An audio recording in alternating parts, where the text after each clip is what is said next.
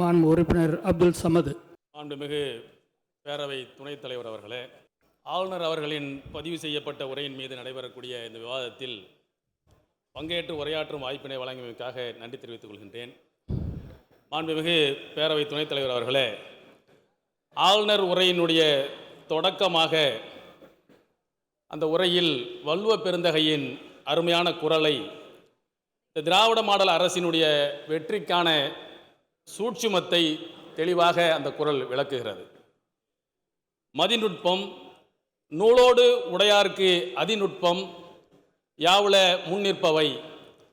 அதாவது நூலறிவுடன் இயற்கையான மதிநுட்பமும் உள்ளவர்களுக்கு முன்னால் எந்த சூழ்ச்சியும் எதிர்த்து நிற்க முடியாது என்கின்ற அருமையான வள்ளுவருடைய வாக்கு எதிரிகளின் கடந்த கால வரலாற்றையும் எதிரிகள் எந்த இலக்கை நோக்கி சென்று கொண்டிருக்கிறார்கள் என்பதையும் வரலாறுகளை படித்து அறிந்து கொண்டு, அதே வேளையில் மாண்புமிகு முதலமைச்சர் அவர்களுடைய நீண்ட அனுபவ அறிவும் மதிநுட்பமும் சூழ்ச்சிகளை வீழ்த்தி வளர்ச்சி பாதையில் தமிழ்நாட்டை வீறு கொண்டு நடைபோட வைத்துள்ளது என்பதை இந்த நேரத்தில் நான் தெரிவித்துக் கொள்ள விரும்புகின்றேன்.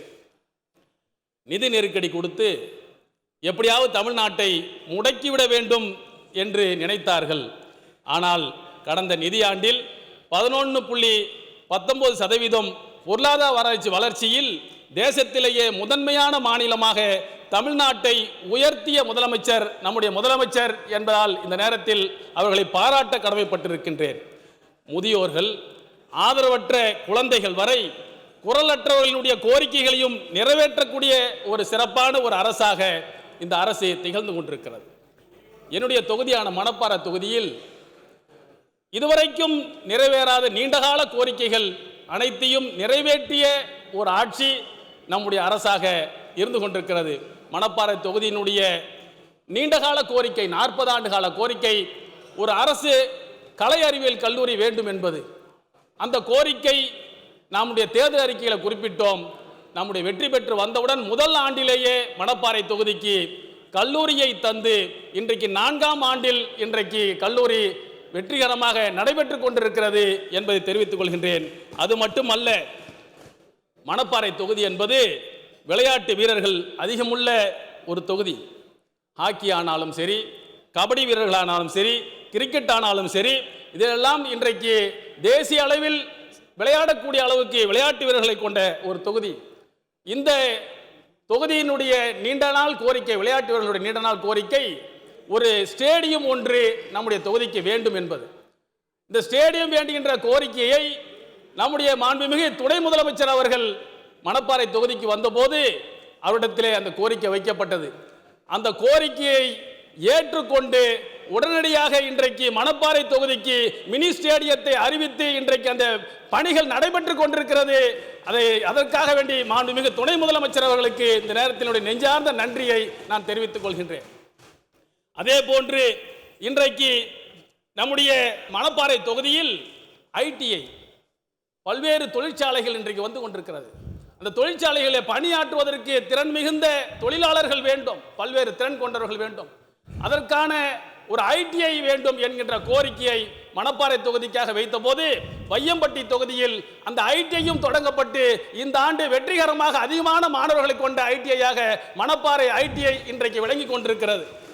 அதே போன்று அதிகமாக பிரசவங்கள் நடக்கக்கூடிய, குழந்தை பேர் நடக்கக்கூடிய மருத்துவமனையாக மணப்பாறை அரசு மாவட்ட மருத்துவமனை திகழ்ந்து கொண்டிருக்கிறது. மாதத்திற்கு 250 300 குழந்தைகள் பிறக்கிறது. அதற்காக வேண்டி ஒரு தனி சிறப்பு பிரிவு வேண்டும் என்று கேட்ட மாத்திரத்தில் அதையும் தந்து 10 கோடி ரூபாயில் தனி கட்டிடம் கட்டி சிறப்பான பிரிவு இன்றைக்கு திறக்கப்பட்டிருக்கிறது. இப்படியாக 260 கிலோமீட்டருக்கு கிராம சாலைகள் அமைக்கப்பட்டிருக்கிறது. இதையெல்லாம் நிறைவேற்றி தருவதற்காக ஒத்துழைத்த பாடுபட்ட நகராட்சி நிர்வாகத்தினுடைய அமைச்சர், மூத்த அமைச்சர் அவர்களுக்கும் பள்ளிக்கல்வித்துறை அமைச்சர் அவர்களுக்கும் என்னுடைய நெஞ்சார்ந்த நன்றியை இந்த சபையின் மூலமாக நான் தெரிவித்துக் கொள்கின்றேன். மாண்புமிகு பேரவை துணைத் தலைவர் அவர்களே,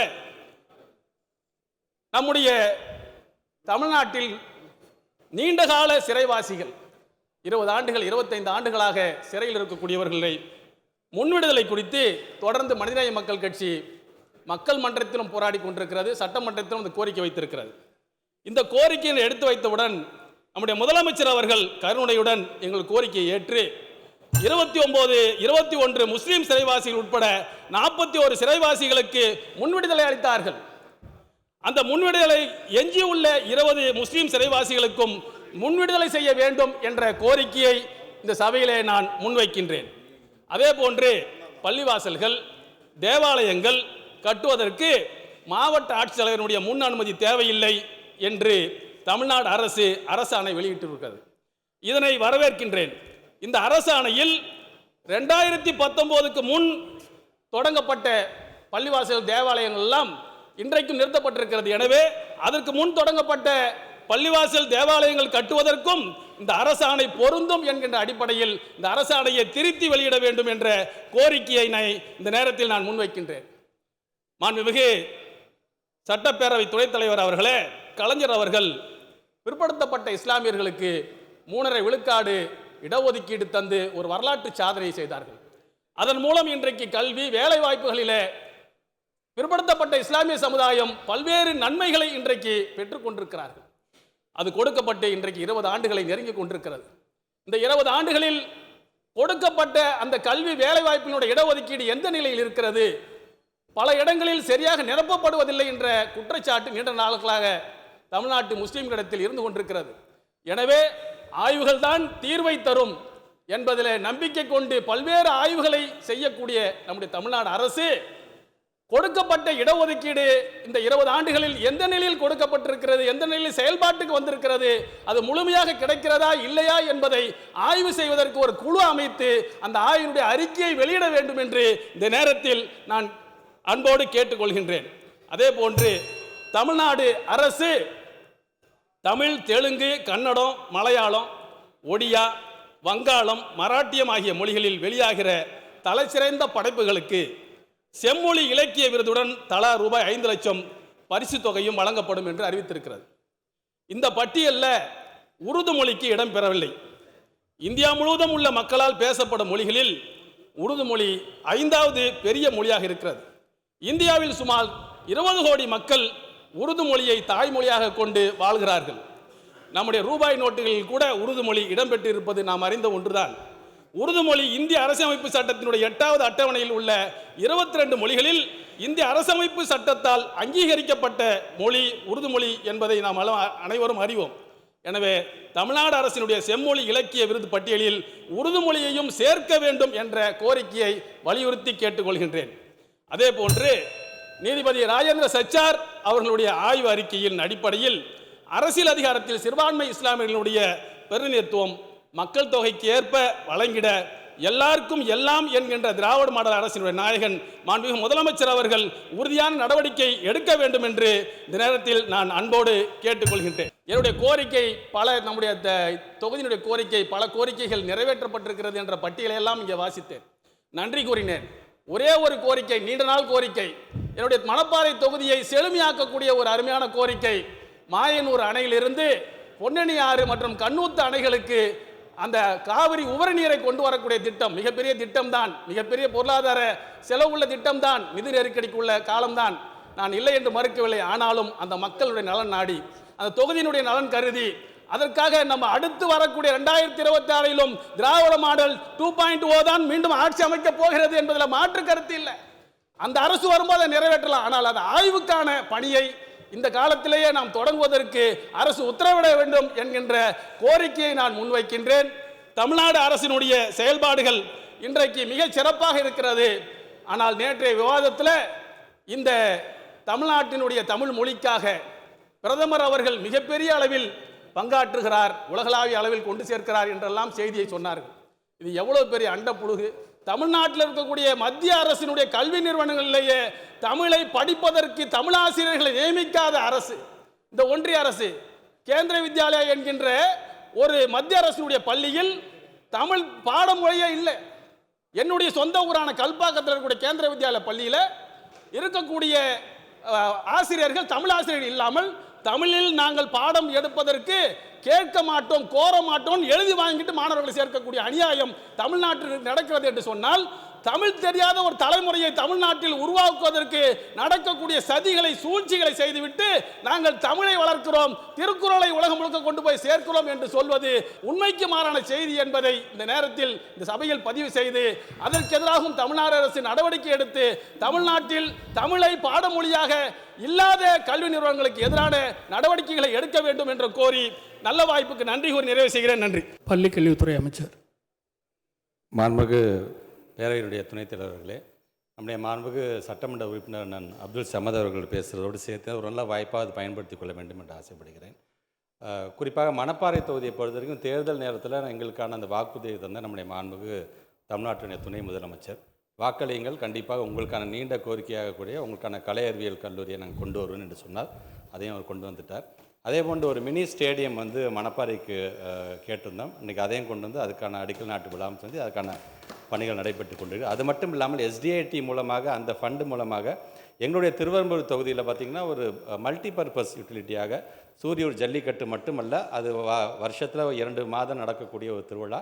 அது இல்லாமல் அது கீழே பார்த்திங்கன்னா அதுக்கான உடற்பயிற்சி செய்யக்கூடிய கூடங்கள், சிறு சிறு இண்டோர் கேம்ஸ் சார்ந்து இது ஒரு மல்டி பர்பஸ் ஒரு அரங்கமாகவே அதையும் அவர் கையாலே அது திறந்து வைத்திருக்கார். அதற்கும் என்னுடைய நன்றிகள். அது மட்டும் இல்லாமல் அதே மேடையில் அங்கே ஜல்லிக்கட்டை சார்ந்தவங்களாம் ஒரு மனுவை கொடுத்தாங்க. என்னன்னா, அரசு நடத்தாத பல்வேறு கிராமங்களில் நடக்கக்கூடிய ஜல்லிக்கட்டில் நீங்கள் இந்த ஆன்லைன் முறையை நீங்கள் ஒழித்து கட்ட வேண்டும் என்று கொடுத்தாங்க.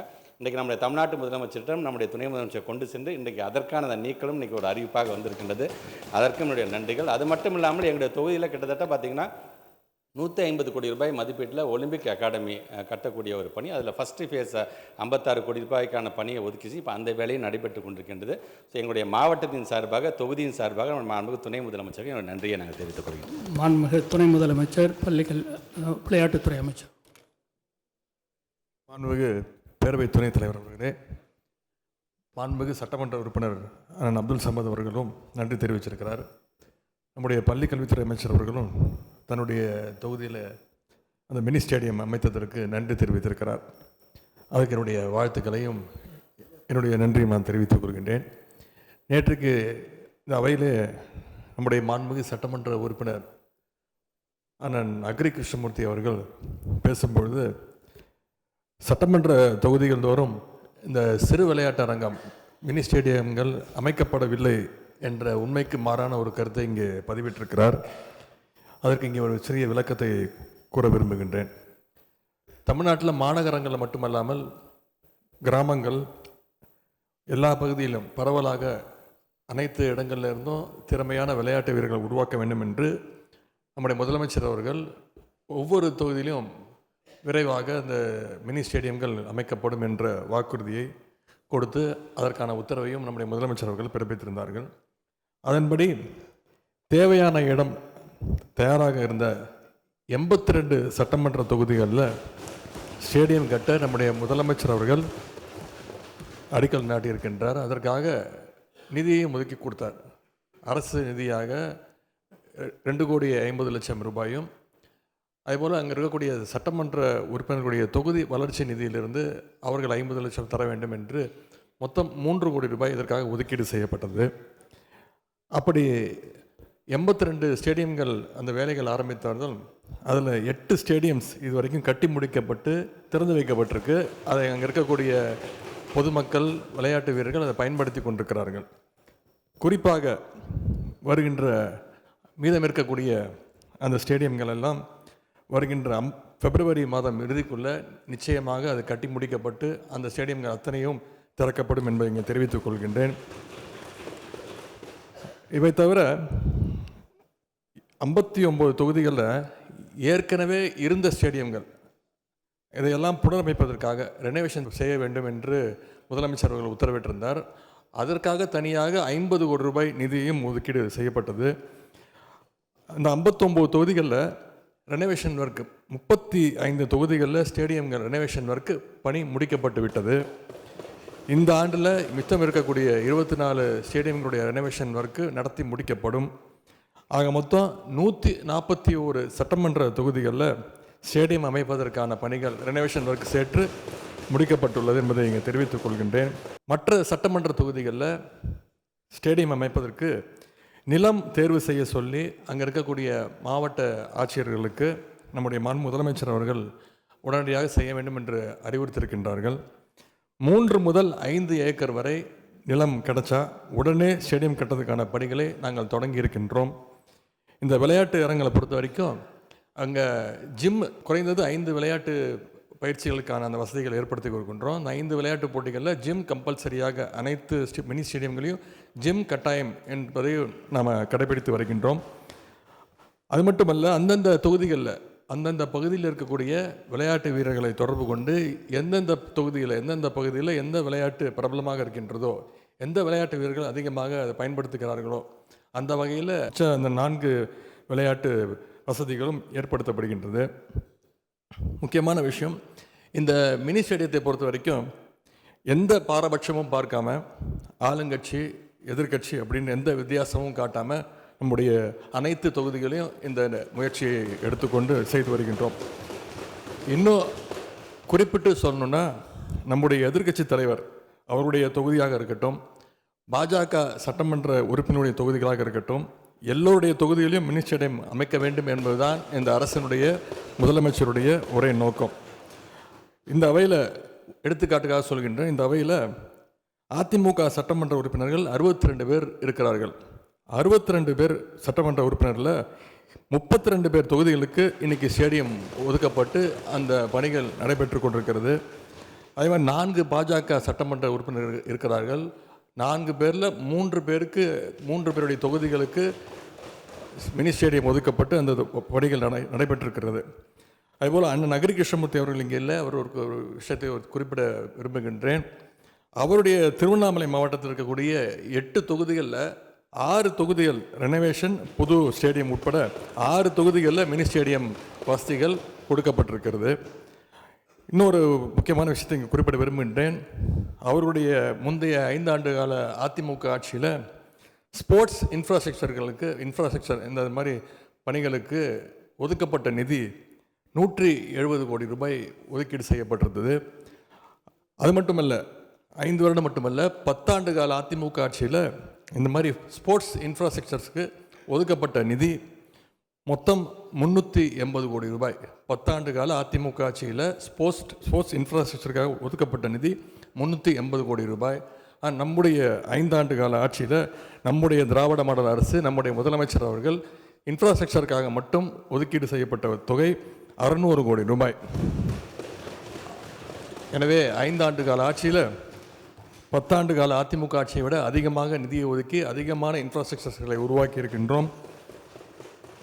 எனவே சொல்வதை செய்கின்ற அரசாக நம்முடைய முதலமைச்சர் அவர்களும் நம்முடைய திராவிட மாடல் அரசும் சிறப்பாக செய்திருக்கிறது.